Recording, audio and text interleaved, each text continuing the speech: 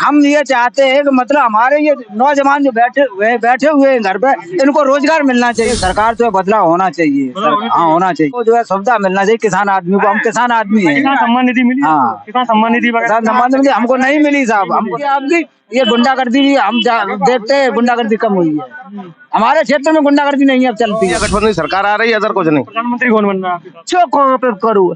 10 kilo खाद दो period में खाई लाई, तो अब की बार 20 किलो नहीं रही है। ये लाइटें जो चल रही है रोजीना इनके कनेक्शन काटे जा रहे और सब लाइट जो है देखानो ध्वस्त हो चुकी केबले, कोई देखने वाला नहीं। बच्चों के पास 2-2 घंटे 3-3 घंटे पहले पेपर आ चुका है, सॉल्व था। हाँ, आपके पास पेपर आया था? हाँ, मेरे पास आया था। पहले ही आ गया था? नहीं, और लड़कों के भी पास आया था, उन्होंने मेरे पास सेंड किया। अच्छा, कौन सा नेता अच्छा लगता है? कौन सा नेता अच्छा लगता है? अखिलेश यादव। कौन सा नेता अच्छा लगता है? अखिलेश। कौन सा नेता? अखिलेश। कौन सा नेता? अखिलेश यादव। कौन सा नेता अच्छा लगता है? अखिलेश यादव। देखना चाहूंगा और मुझे उम्मीद है कि हाँ, योगी जी जिस तरह के इंसान है उससे मुझे लगता है कार्रवाई करेंगे, लेकिन कार्रवाई होती हुई दिखनी भी चाहिए। पहले युवाओं के हित की बात की जाए।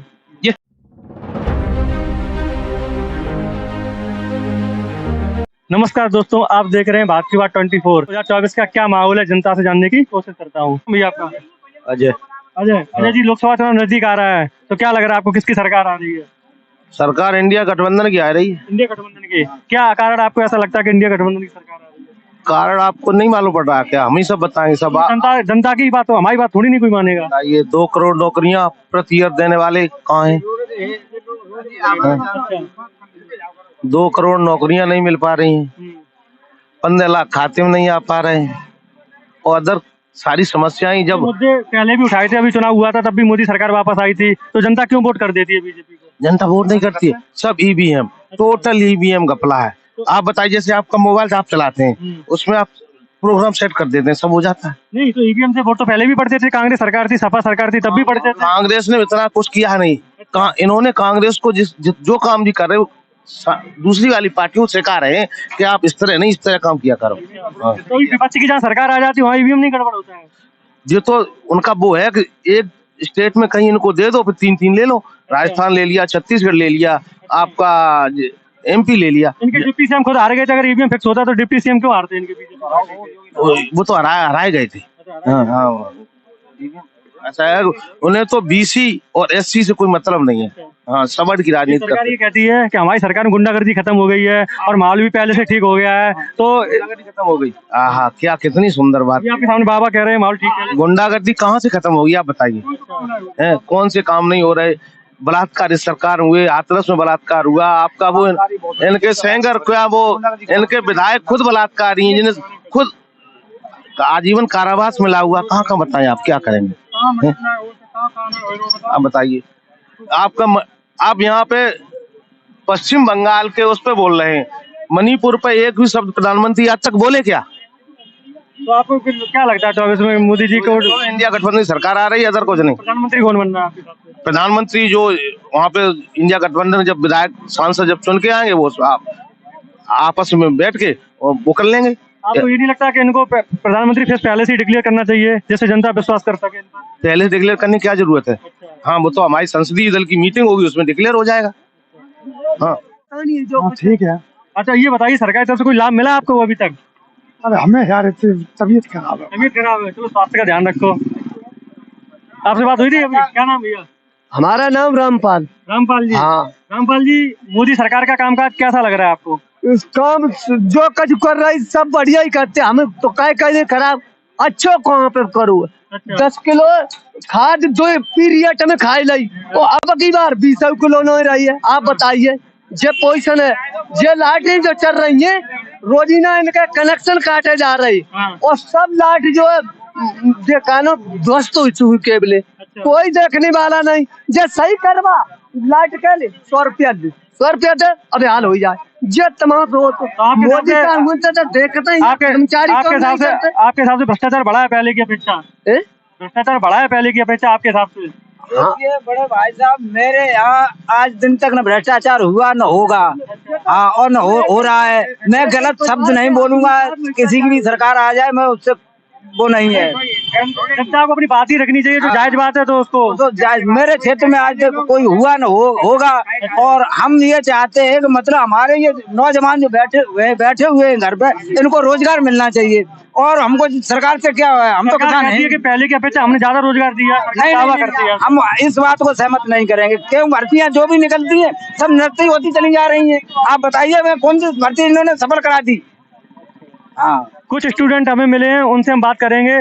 ये आरोप लग रहे हैं सरकार को 12th के पेपर लीक हुआ है, तो हम स्टूडेंट से जानेंगे क्या सच्चाई है। तो आप 12th के एग्जाम दिए थे आपने? यस, दिए थे मैंने 12th के एग्जाम। अच्छा, हाँ। तो ये खबर आई थी कि 12th का पेपर लीक हुआ है, तो इस बात में क्या सच्चाई है? ये पूरी सच्चाई है। बच्चों के पास 2-2 घंटे 3-3 घंटे पहले पेपर आ चुका है, सॉल्व था। अच्छा, हाँ। आपके पास पेपर आया था? हाँ, मेरे पास आया था। पहले ही आ गया था? नहीं, और लड़कों के भी पास आया था, उन्होंने मेरे पास सेंड किया था। नहीं, तो आपको ये बात कब पता चली कि पेपर लीक हो गया है? ये पेपर होने के बाद, फिर पेपर होने के बाद पता चला? टेलीग्राम चैनल पे देखा था, तब बाद को देखा। तो फिर उसके बाद आपने क्या किया? वो शिकायत किसी से करी, प्रधानाचार्य या प्रिंसिपल या आपके लोकल लेवल किसी नेता से करी आपने? किसी से नहीं की मैंने। किसी से नहीं करी। तो क्या हो रहा है उसमें? कुछ हुआ आगे कार्रवाई? हो रही, पेपर हो रही, और क्या तो पेपर कोई कार्रवाई की सरकार की तरफ से हुई है कि नहीं अभी? कुछ नहीं हुई है अभी तक। अच्छा, सिर्फ आगरा के जिला में पेपर रद्द किया, मैनपुरी का नहीं किया। क्या मांग रखना चाहेंगे आप सरकार से? मैनपुरी का भी रद्द करना चाहेंगे। तो 12th का पेपर रद्द होना चाहिए, दोबारा होनी चाहिए। हाँ, दोबारा होना चाहिए। अच्छा, हाँ।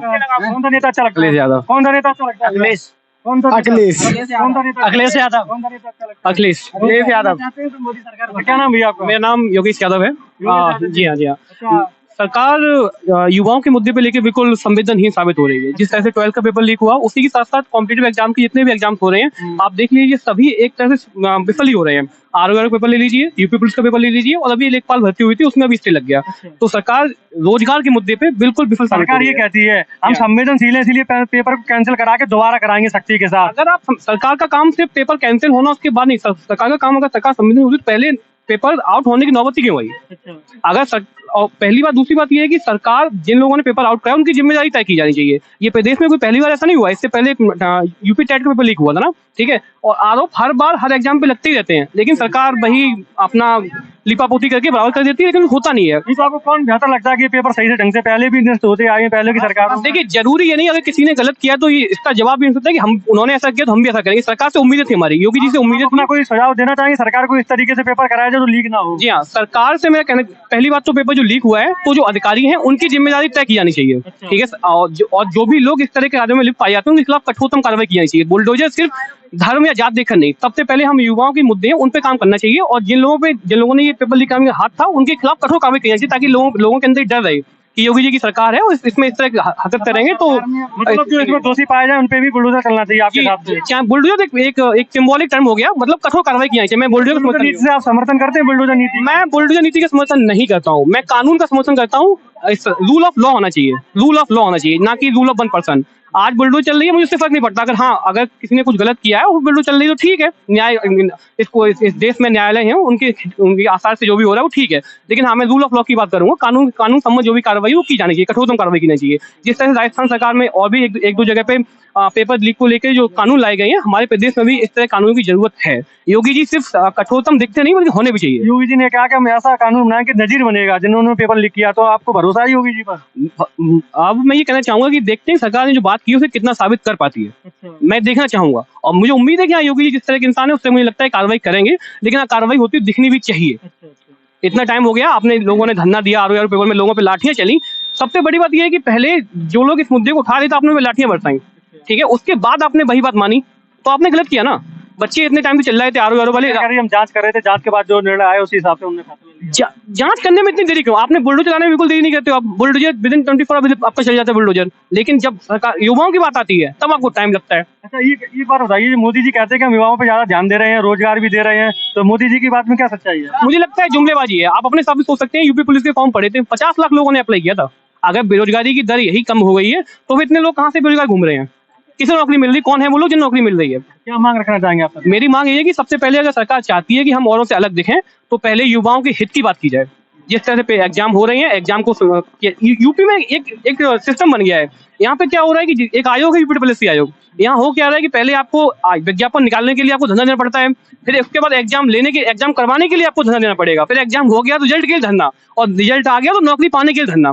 इस सिस्टम को खत्म करो पहले। ये तो सुनने को मिलता ही रहता है, युवा काफी परेशान भी रहता है। क्या नाम है आपका?